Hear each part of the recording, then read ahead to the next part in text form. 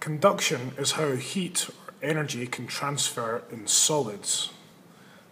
So whenever you touch a hot oven, you're going to burn yourself because the heat will be conducted through the oven surface into your hand. So we've got a solid here. Okay. This could be a metal rod, something like that. And because it's a solid, the atoms are vibrating fairly steadily. They've got a little bit of kinetic energy.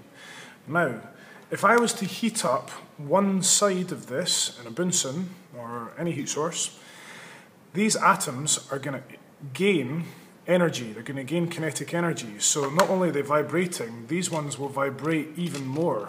Okay?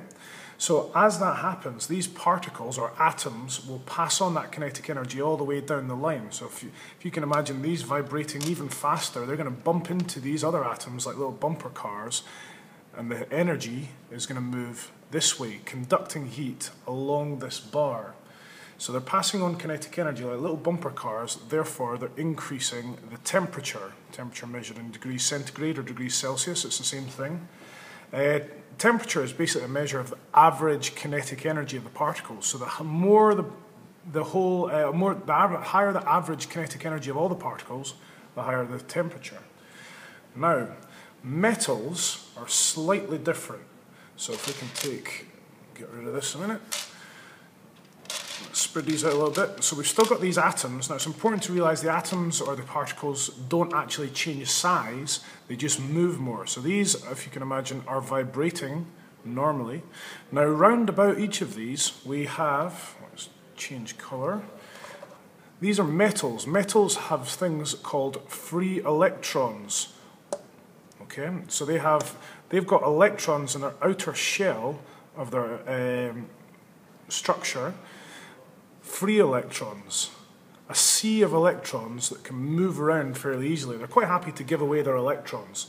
So these little electrons flit between atoms moving around, and they can pass on energy.